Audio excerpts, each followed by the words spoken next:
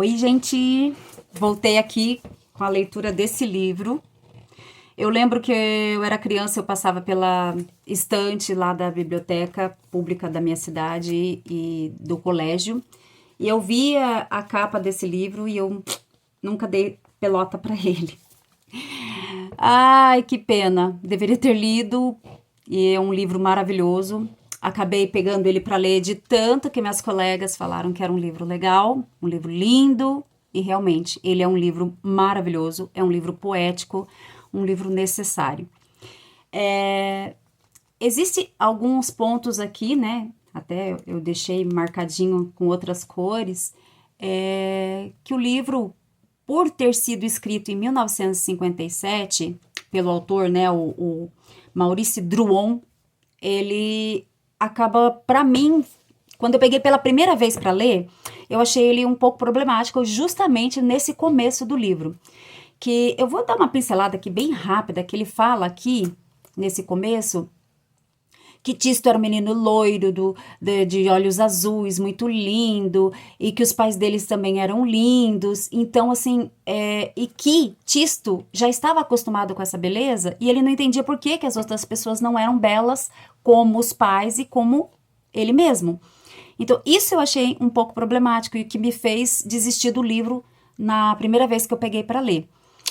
Mas com a insistência, né? Insistência não, com a dica do pessoal falando quando vinham devolver na biblioteca, esse livro é maravilhoso. Eu falei, não, eu vou ter que ler, vou dar mais uma chance para esse livro. Ainda bem que eu dei uma chance para ele. E ele realmente é um livro lindo, é um livro poético, é um livro. Eu resolvi fazer esse vídeo porque eu não ia conseguir colocar em palavras o que ele causou em mim. Ele traz várias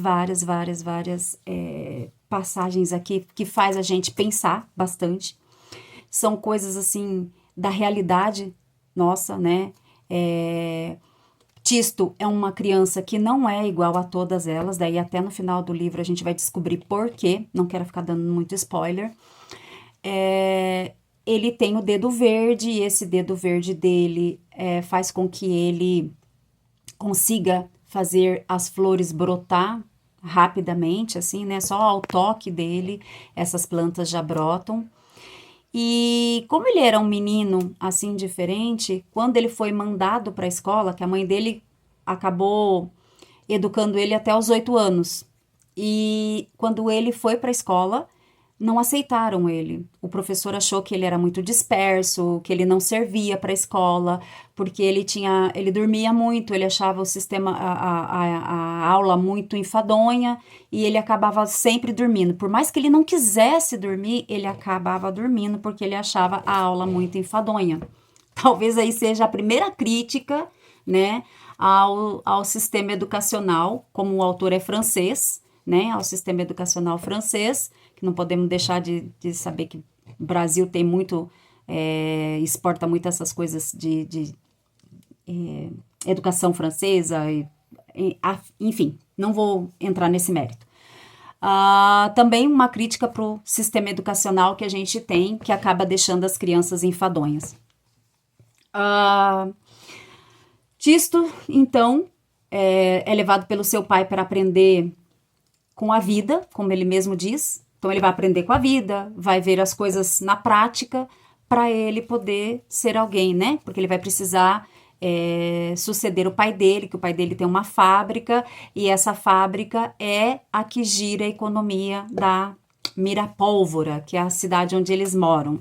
Por que Mirapólvora? Porque a fábrica é uma fábrica de armamentos para a guerra, canhões, metralhadoras, todas as armas lá para a guerra. E daí, Tisto conhece então o Senhor Bigode, que é a primeira aula dele no jardim, e o seu Bigode acaba descobrindo, que é o Senhor Bigode, né, que acaba descobrindo que Tisto tem esse dom.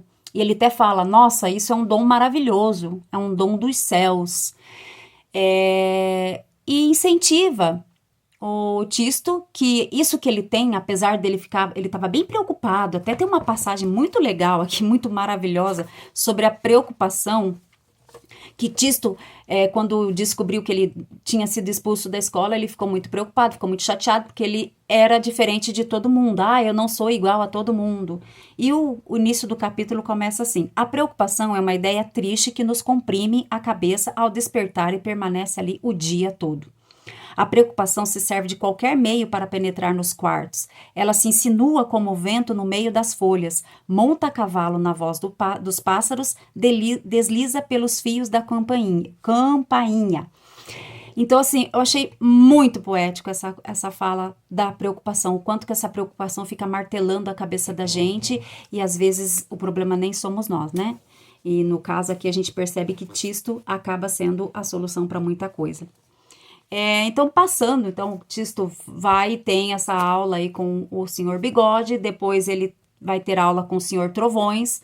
O Senhor Trovões, pelo nome, já dá para perceber, é uma pessoa meio militar, meio dura, e ele sempre está criticando o Tisto, porque Tisto acaba sempre pensando positivo das coisas, sempre tentando trazer o melhor. Ah, por que que é isso? Então por que que não fazemos aquilo, já que precisa ser assim?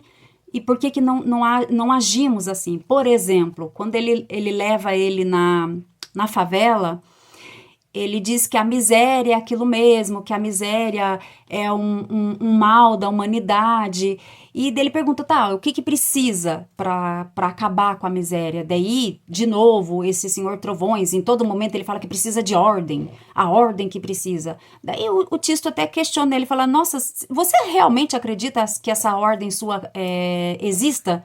Porque se tivesse essa ordem que você diz tanto, a gente não estaria aqui nessa favela. Pum, né?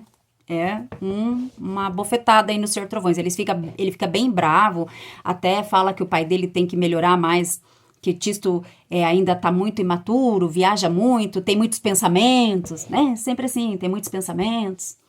E daí Tisto, conforme ele vai passando pelos lugares que ele vai tentando entender, primeiro foi por uma cadeia, depois a favela, depois um hospital e por último na fábrica do pai dele, né? Ele acaba achando assim que se tivesse mais flores, se tivesse mais colorido, se tivesse mais alegria, as pessoas não estariam precisando ser presas, não existiria a favela, né?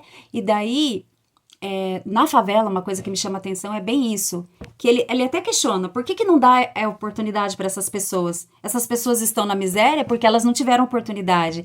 Daí o senhor Trovões fica meio sem fala. E ele vai e faz ali com que nasça flores, com essas flores, o cheiro do esgoto que eles têm que se acostumar acaba sendo perfumado pelas flores. As pessoas que antes andavam cabisbaixa porque era tudo muito escuro, muito sujo, muito feio, com as flores elas acabam vendo um sentido da vida, vendo a beleza da vida, o poder da natureza, e eles acabam aproveitando da oportunidade dessas flores, porque daí começou muita gente querendo visitar a favela para ver. E daí o que eles fizeram? Eles começaram a cobrar a entrada. E a partir daí eles começaram a colocar banquinhas para vender as coisas, a vender ramalhetes de flores, porque tinha flores ali muito exóticas, muito diferentes. Daí eles começaram a empreender ali, né? Essa palavra é muito chata, mas enfim.